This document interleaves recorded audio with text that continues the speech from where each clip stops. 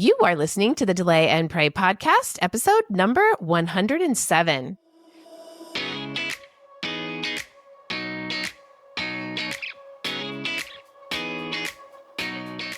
Welcome to the Delay and Pray podcast, where certified Catholic and weight loss coach Beth teaches you how to permanently lose weight through spiritual fasting.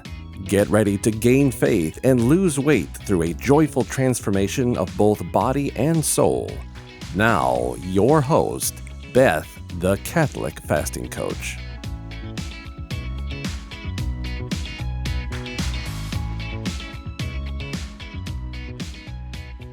Welcome back, spiritual fasters. We are deep into the holidays and beginning the beautiful season of Advent. So this is my most favorite time of the year as we prepare the infant Jesus room within our hearts with prayer and also within our own bodies with spiritual fasting.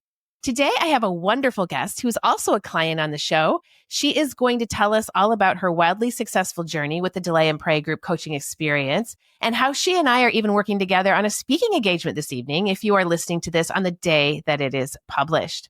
My guest's name is Leslie Brown. She's from North Carolina. She has been married for 39 years to her husband, Carl, who is a mental health counselor and Catholic deacon.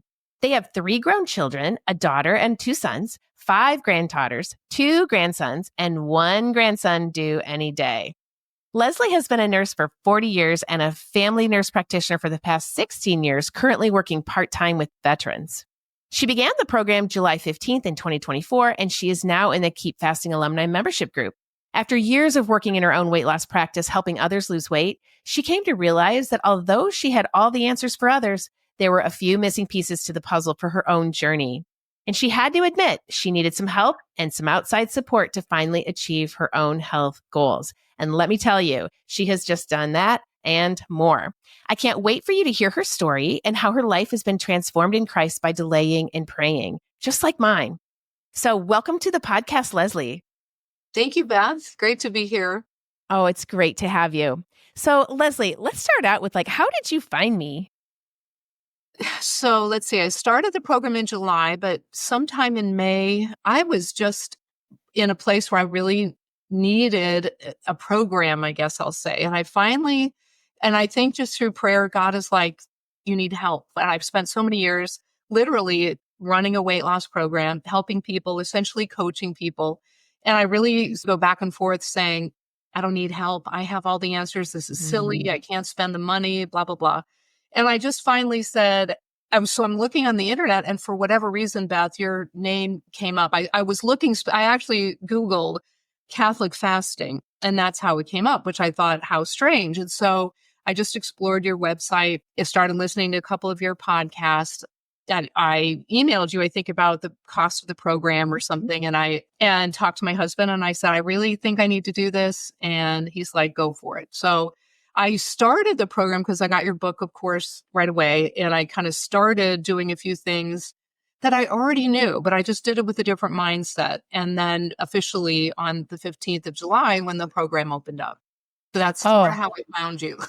Yeah, that's awesome. That's so interesting. I think the Holy Spirit actually leads us to places. And because I have had some of the most amazing comments from people about I don't know what I did. I Googled something and, I think I Googled this, but then they re-Google it and I'm not there. They're like, I don't know how you showed up, but you showed up. So there must be something about spiritual fasting. And if the Lord wants you to come into it, then he's going to lead the way.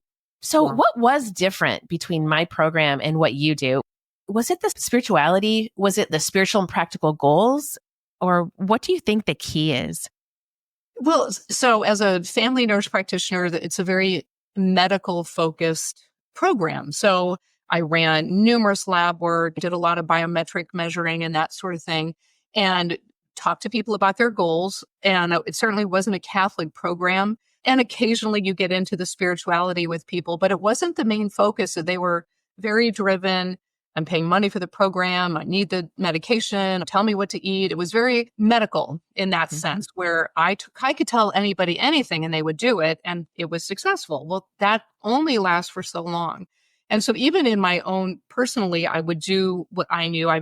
I was certified with the obesity medicine and family medicine, and I certainly knew a lot of the science behind weight management, weight loss, diabetes, that sort of thing.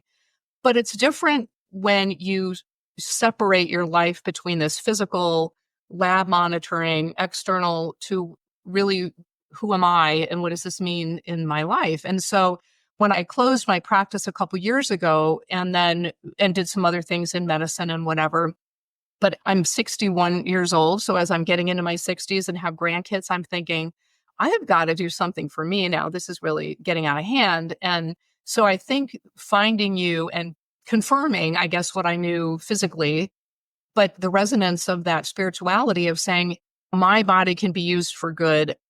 There's redemption in suffering. It's okay to sacrifice. And I've been a Catholic a long time, but I never quite connected that sacrifice has a purpose, that me in my home with nobody watching can mean something in heaven. And I think that's probably what finally was like the aha of, hey, this is bigger than me. And it can be used for something bigger than me. So Yes, yes. It's the body soul piece is really amazing as far as when the clients come in, when women come in, they are just amazed at how unfortunately, the culture separates body and soul.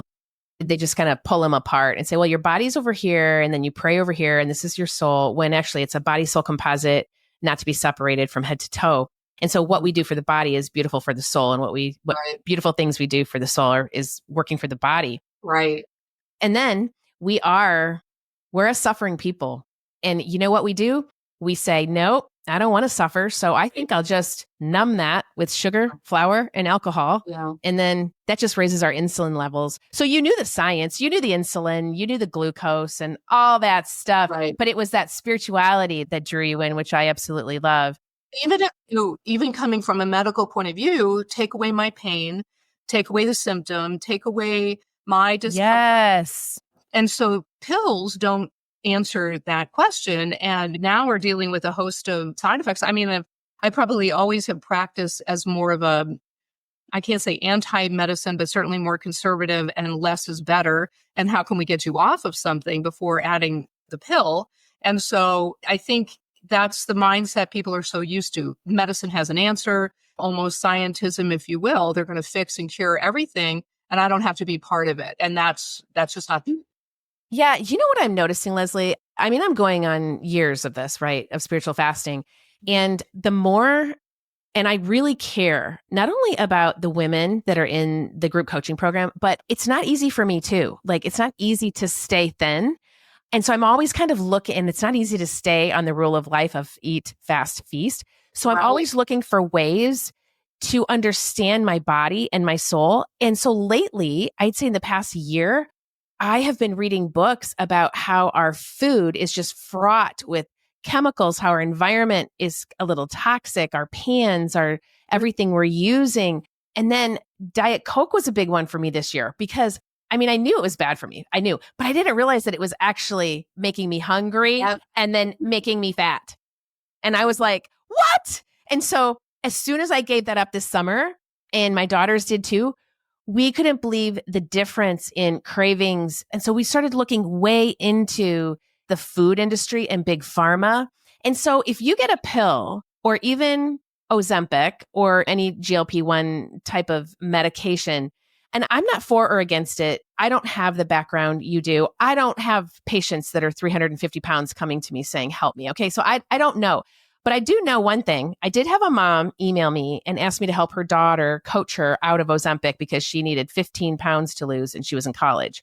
So this is like a big thing. Okay. And I was like, I don't do one-on-ones, but she can definitely come into the group. She never did. But what I'm trying to say is if people are getting on these weight loss pills that only have 20, 30, 40, they have just a bit of weight to lose. Mm-hmm. Then what they're missing is not only the redemptive suffering and that they could actually use it to help and change the world and others, especially your family, and get closer to God, but it's like it puts you on fire for like, why am I heavy? Like, tell me about the food. Tell me about the medication, the vitamins I'm taking. Tell me about enriched pasta. Right. What does that mean? It's supposed to be good for me, but I guess it's making me fat. Oh, okay, wait. Okay. And so all these studies are coming up. So I think I'm on fire for all of that. Like, Leslie, this is hard. This isn't easy. If you and I decided to go on Ozempic tomorrow and decided to take that for life, we wouldn't have to look back. I'd be a 0, 0, 0. Well, if we didn't get a bowel obstruction and die, that. Oh, yeah, that. Possibility. Oh, that little thing. I know. So I guess what I'm trying to say is like, yeah, then I wouldn't be like, now I'm going to mass after this podcast. And I'm praying deeply and deeply and deeply. I'm just getting to know God more and more. There is no depth to his love. And he just sets me out on this path to help the world, help people, help, Right. help, help, help. And I think that is one thing. If we decide to scoot and not embrace our weight struggle, then Right. what happens is we miss this awesome journey. Mhm. Yeah, I agree. So you emailed me at one time and you said you were so excited. You said this, at week 13, I'm down 24 pounds. Woo! That is amazing. And you had transitioned already to 1 meal daily with 2 meals on the weekends, no meat on Wednesday and Friday. And you made the big decision to avoid alcohol because you loved your 2 glasses of wine. And I want people to know out there that if you're addicted to food and alcohol and flour, sugar, we don't mean that you're eating bags of Reese's. That's not the point. Or gallons of alcohol and you start in the morning. No. What it is those 2 or 3 glasses of wine on Friday night, or that couple beers before the game on Tuesday night. I mean, it's just like, I should fast that off. I really should fast that off. And then you can't because your brain is saying, no. This is what we do. You're in a habit. Yeah. So tell us a little bit about that, because I love that you did that and it worked. It was, yes. And it was, and so we have a habit like you. I mean, you mentioned this in the book, cheese and crackers, have a glass of wine, sit on the deck. It is so comforting. This is what we do. So when you make the decision not to do that, it is a big and distraction. You need to put something in there to do something different. And it's interesting, if I were to chart my course, basically, I am 3 weeks excellent. And then you have a slip up of whatever Sure. reason thing happened, and then you realize, oh, I'm back into my habits. We do it again. And so what I've learned about myself is I'm so much more aware, and that I realize if I do have those 2 glasses of wine, say Saturday, Sunday, Tuesday, Monday, Tuesday, Wednesday, Thursday, I'm hanging in the same weight, or it's up a pound or 2, and it takes me that long to get back down. And so that's fine as long as I'm aware of what's going to happen. But that isn't my goal. That wasn't my goal. So I really realized that I could still enjoy family, still be with my husband, still do things, and go ahead and let the alcohol go mostly. So that's what's, I'm going to say, farther in between. So I will go 2 or 3 weeks, and then we're going to have that glass of wine or 2. And that's been an intentional change that's been good. But it is a habit to break, in the sense, not so much like I have to have alcohol to survive. I just need that relaxation, and the habit that you're used to is what has to change. And I know through coaching, you've mentioned all sorts of things to people. Do something different, go for a walk, play pickleball, all of those types of things. And that makes you not miss that thing you did for so long. And I'm working that out in the sense of, I look ahead now, I'm planning what's coming up, what are the kids going to want to do, or friends or church or whatever. And let's pick and choose the better thing, not all of the things. Eventually you say, I can't do all of it. And I can enjoy the ones that I say yes to. So that's been very intentional for both my husband and I to look at differently. Yeah, because I can't remember which saint it was, but they said virtue is practiced in the moderation. Yeah. So I can totally understand if somebody wants to take alcohol out of their life, or even sugar. That's fine. But you can have it every once in a while.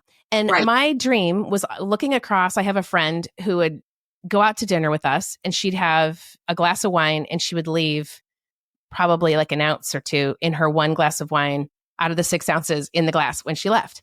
And I remember, this is years ago, I was looking around for the waitress after I finished my first one. Right. And I'm like, where is she? Where'd she go? It's Friday night, and I've had a really rough week, and I need another glass.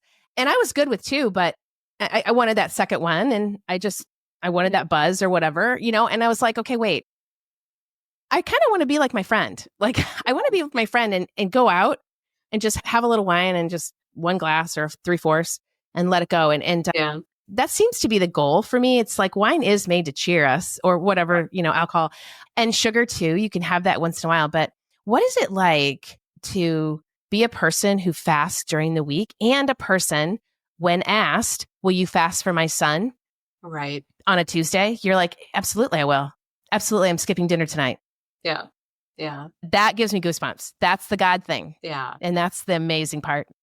Well, and that's the counter to just whatever intermittent fasting. And there's a million plans and do it this way and do it for this thing. And I can do that. I can do that. But when you connect it with something much more meaningful, I can now do that for these three intentions. And it gives me strength to do it. But it also, there's a satisfaction of just a greater purpose. I can't fix things directly, maybe, but I can contribute to how they're being healed or what change might happen in their life. That is really a new, I guess, insight for me. That's really, really joyful. That just really brings me a lot of joy. So I like that piece of it. I like how you're mentioning joy. And you did have some very significant whys and actually a couple miracles too that you had told the group. And so I think out there, everyone, you really do have to have a significant why. There's got to be something that you are really praying for that's really special. It's usually in your family. It's usually a husband. It's usually a sibling, a mother, a father, a daughter, a son, a granddaughter. It's usually something like that, but it can be the nation. It can be all kinds of things that you can double down and say, listen, I'm just going to eat in meals. That's our first step. You just eat in meals and stop snacking. That helps your body, helps your soul. Oh, okay. So you start there and then you go from 3 meals to 2. Most of my women, most of the clients, they come and they're already at 2. Yeah. They're already at 2 for the most part. And they snack every once in a while, but for the most part, it's 2 meals. And then on Wednesday and Friday, we try to go to 1 meal. And then eventually over the years, we get to bread and water. Bread and water is the best fast. And I'm telling you, if we could get 1 million people on bread and water on Wednesdays and Fridays, the Blessed Mother, it's one of her 5 stones of Medjugorje. Our world be transformed in a heartbeat. It would just be like, done. Yeah. You know? And she sanctifies the bread, as long as it's spelt bread, some kind of spelt, she sanctifies it. You lose weight. You don't gain. It's just the most, that tips the world on its head. And that's the spiritual part. Mm-hmm. Yeah. That's going to come for me in Lent. I gave it a shot during the St. Michael's Lent. And that's okay. To get palpitations. Actually, it was a physical thing with the bread. And I was using Ezekiel bread. I didn't have a good spelt. And so I thought, all right, we're going to table that for right now and then work toward trying that in Lent. But yeah, that's a goal. And think of the power of that. I mean, it's just amazing. Absolutely amazing. That's a goal. And believe me, I had to figure that out with my sister, and she was making the bread and I was making the bread. But when we first started in 21, we were both laughing at ourselves. We laugh now because we were trying to even skirt the alcohol on Friday night. We were actually going from Thursday night, like at 6 p.m. to Friday night at 6 p.m. That was our fast. Oh, wow. So that we could end our, but the Blessed Mother, you have to know she's up there going, she's right next to us saying, it's okay, because I know where you're going. I know where you're going. And my sister, her son's a priest. Okay. Okay. She's the one whose son is in the program. He's highlighted in my course who lost 200 pounds. Yeah, he was 400 pounds in ordination and then lost 200 pounds. So listen, and she's a devout, very Mary-like character. I mean, she's just very beautiful. And so anyway, and we were trying to keep our alcohol on Friday night. It's just too funny. And the Lord understands. He's like, gosh, I get it. I get it. I'll move you slowly into where I need you to be. Right. And so we don't have to panic or we don't have to hate ourselves, or we just have compassion and we move slowly into there. Yeah. You're going to be there very soon because Lent's going to be beautiful for you because you're already at that meal most days, Wednesdays and Fridays. Yeah. And everybody out there, the rule of life is just eat, fast, feast. So you eat on Monday, Tuesday, Thursday, Saturday, you fast on Wednesday, Friday, and you feast on Sunday. And if you accidentally feast on a Tuesday night, it's okay. That's that. Right. Yeah. So Nuke Chapey, 1,000 times I start again. And the Lord would rather have a sinner who gets up and gets up and gets up and gets up again and again than somebody who never starts. I agree. If all the women that you coach really analyze how many times they've done it and quit, myself too, I've done it for a time and you just stop and you don't think you have the option to just get up and do it again. And I think when you add that spiritual component, it's like anything spiritually. Yes, you're a sinner. Yes, you've been to confession. Yes, keep moving. We don't quit and give up on our faith. In the same way, this is just part of that in a physical expression. So that's been a big change for me too, I think. I love that. So tell us a little bit about the miracles that you've experienced.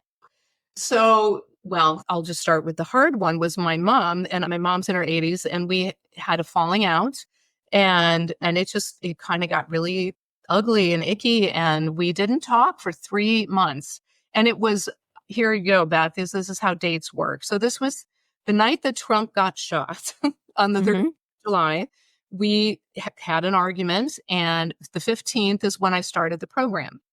And as I was learning how to put intentions down, she became my intention for her softening of her heart, for being able to forgive, for coming back to the faith. And it was exactly 102, I counted in my calendar, 102 days later, she called me to say, could I come over and could we talk a little bit?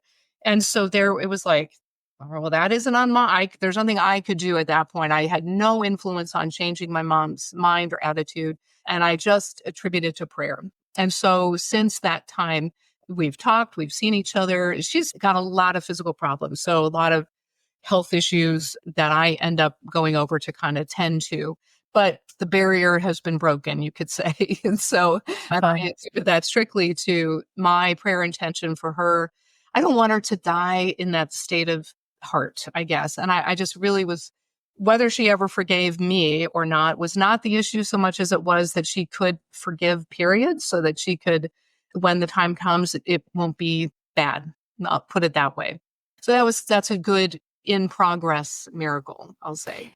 Yes. And you're fasting and prayer for her. You don't know how efficacious that will be when she does pass.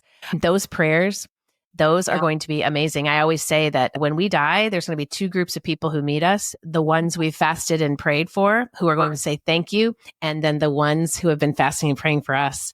Right. And then we'll say thank you. Thank you for having my back. Yeah. Yeah. So it all counts. And that's the most beautiful part. It's like we can actually embrace our weight loss. It's not an easy thought. You just have to shift into it. Embrace it. Embrace your struggles because they're going to get you to sainthood. Right. So it gave me motivation to say, I can do this. This is really important. And it helped. Yeah. And the second, I'll say, miracle was my son and his wife have been married a couple years and just have not been able to conceive. And they went right on the prayer intention. And I have 3 children like you do. So my daughter gets Monday, the son got Tuesday, my other son gets Thursday, for very specific intentions. And for them, it was for conception. And so that we were blessed with that. And that was, it was beautiful. Yeah, It was great. So we're very happy about that. Those are great miracles. So it is interesting. It's definitely weight loss, but miracles. And then the weight loss then just becomes a side benefit. Yeah, it is because, and my attention, I'll say, in this journey has been much less on the physical. Yep, I get on the scale every day and I write that down and all of that, but it's not it doesn't have the same meaning as I think it's had in the past, or carry the same weight, if I can use that word, as it has in the past. So it's data, the number goes down in the book, and I can look from point A to point B and say, wow, things are changing. So I love that. Yeah. I do too. It really is about the breakthroughs and about the fasting for miracles and for the love of others. And I think that's the difference. The other weight was about you, only about you. And now we're reaching out with our weight for others. Interesting. I heard there's a priest that I'm following. I just found him, Father Rehil, Reehil. Yeah. I'm becoming a big fan of him. And he said something the other day that really, really, really hit me beautifully. And that was, he said, miracles aren't magic. Miracles are consolations from the Lord for your deep relationship with him. Yeah. He consoles us as you become more friends and a deeper relationship with him. He consoles you with miracles. And it's not that if he hasn't consoled you with a particular miracle, it's because you are not ready yet. Right. He's that good of a friend. Yeah. And I just, you know what? Because people say, oh, fasting and praying, that's so what? You're saying, hey, Lord, I'm going to fast so that you do this. It's not that at all. It's that you're fasting to move the efficaciousness of your prayer. And until you do it and you feel it and you sit in that discomfort where you're really hungry, but you don't eat, and then you start praying, You got to Right. do it because there's something really amazing about that. Yeah. Yeah. Well, and Yeah. the implication is big. I mean, you realize you could do pretty much anything for the right reason. And I just think as Catholics, is in a relationship with Christ, are we willing to do that? And I want to be willing to do that. And I Mhm. feel these things are so much more tangible than maybe I used to, I guess. So it really motivates me on a small daily basis, I'll say. Yeah. Oh, it does. It does. And the last thing I wanted to actually talk to you about was you and your husband were actually kind of thrilled with the model, the thought Mhm. model. And so talk a little bit about that and how that has helped you as putting your thoughts down through the model and how that has helped you stay on track. Okay. Well, he's a mental health therapist. So this, of course, is right up his alley. But it doesn't mean that we think always clearly or whatever. So it really was such a beautiful step by step process of helping us tackle problems, issues, or concerns, or something would come up with the kids or a work situation or whatever. And we would catch each other having some really negative thought. And then I would say to him, is that true? I mean, is that a fact? And let's go through what that thought, how does that make you feel? That results in him being upset or just discouraged, whatever it might be. And so I actually printed him several copies and we would go through this together every few days with something that we might have been dealing with that day or recently or whatever. But it really, really cleared up some of the I don't know, nonsense thoughts that go in our mind, whether that comes from childhood, from, I mean, all sorts of dysfunction of how we think about things. And then I found myself helping my daughter and my two sons when they would encounter some sort of problem. And it was really simply their bad thoughts that were keeping them stuck, causing them to feel whatever emotions, which would cause them to make irrational behaviors, actions, whatever. And it kind of clears the water to get away from the muck that we weigh ourselves down from. So I loved it for that reason. And I still do and use it frequently. But it really makes me attentive to how do I think? How do I feel? And let's move up and down through that model.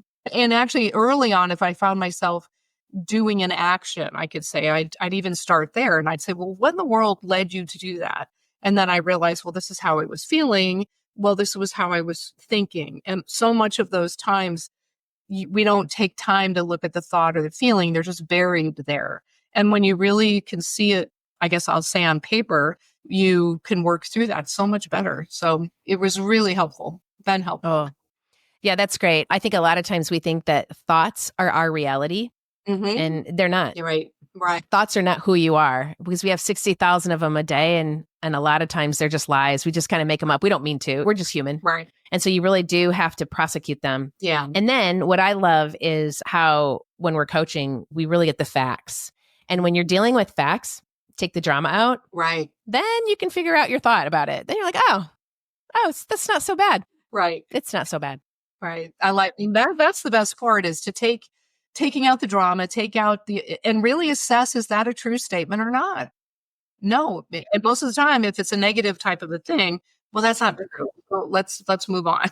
Yeah. That's so true. And what's so funny about that too is that the evil one No. who's running rampant right now, he wants us, he wants to move us off the path, especially because prayer and fasting casts out demons. So for all of us in this group, he wants to just move us off. He's not going to come and hurt us. He's just going to give us some bad thoughts like, this is good. You can't do this. Yeah. That's all it takes to get us off track. So yeah. Yeah. And then learning to fail, everyone. No matter if you get my book, at least, and just read through it and just learn how to fail yourself to success. Because the evil one always says, look at that. You failed. Yeah. Mm-hmm. You ate that cookie or you ate 5 cookies. That's terrible. This isn't working. Very bad. And then, no, it's okay. It's okay. That's what I used to do. Why am I doing that? Put that in the action line, just like you said. I love that. Yeah. Yeah. Okay. How was I feeling? Oh, I was feeling disappointed. What was I thinking? Well, blah, blah, blah, blah. Oh, okay. Round 2. And going back into do the other, right? Do the intentional model and take that same scenario. And it really helps you see the possibility. So I don't have to be stuck in the way I did it. Now I have an option the next time this occurs. I could do it differently. And that's very freeing, very freeing. Yes. I love how when you wrote me that email, you had said that you were familiar with Brooke Castillo from the Life Coach School, who I got my certification from, which was a whole year. I mean, it was huge. But what Brooke didn't know, I swear she's anointed because she's new age. But the thing is, she didn't know she had a Thomistic model that she was working with. Right. I knew something was up with that. And I worked hard because she had she's closing down her school, but I just brilliant training there. And then I got together with Erin Ingold from Metanoia Catholic. And then she and her husband worked to actually just impose and infuse the Catholicity into that model. And that's what I'm working with. And then I took mine and made it more like spiritual fasting because I added some components. And here we are. Yeah. And so God can work through anyone. God can work through the most interesting people to bring about these beautiful tools for change. Yeah, because I bet the Thomistic model was probably pretty heady. I bet it was really difficult. And she made it CTFAR and oh, okay. Right? Yeah. So anyway.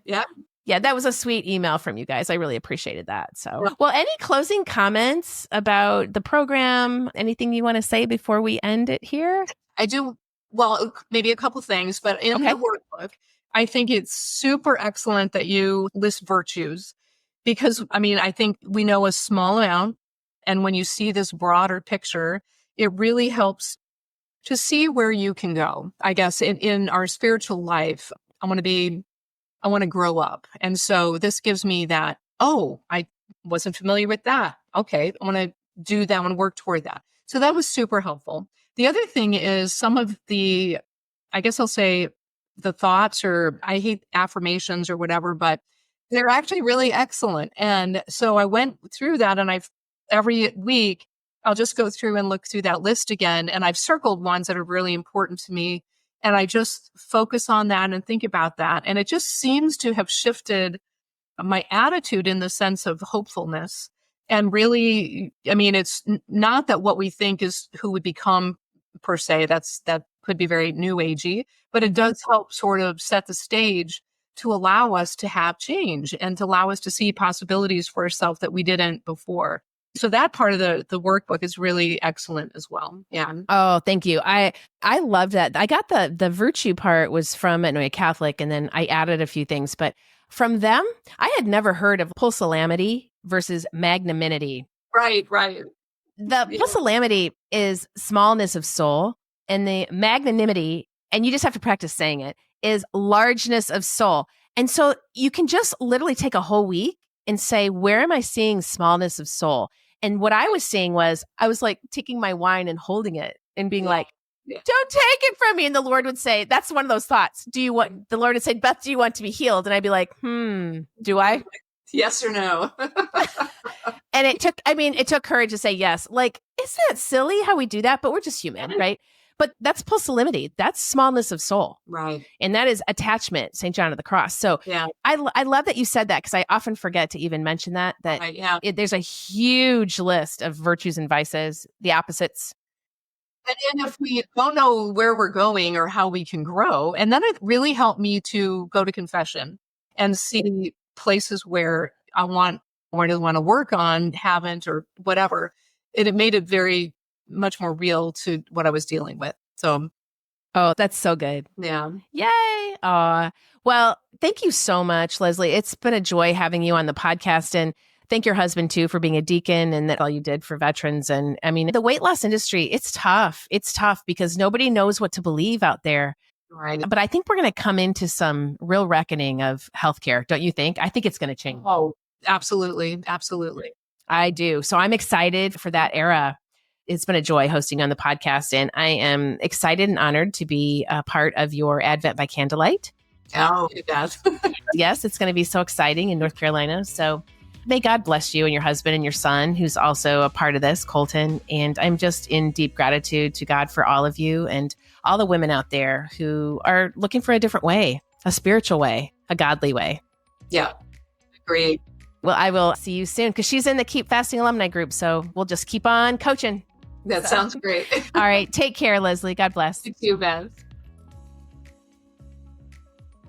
If you are interested in learning more about spiritual fasting and permanent weight loss, then come join my course, Delay and Pray, a 12-week guided course for weight loss through spiritual fasting. You won't go through it alone either. I will be there to coach you every step of the way. This is a group coaching program where you are part of an amazing community of like-minded Catholics who have the same goal as you, to bring about miracles while losing that weight permanently through spiritual fasting. Your purchase includes an online course detailing what spiritual fasting is, how to do it, and all the tools you need to get you the results you're longing for. Head over to my website right now at thecatholicfastingcoach.com and get the details on how to join. And don't forget to follow me on Instagram, Facebook, Pinterest, and LinkedIn to always get the latest daily information to help you keep fasting, my friends. Can't wait to see you in there. May God bless you and keep you always.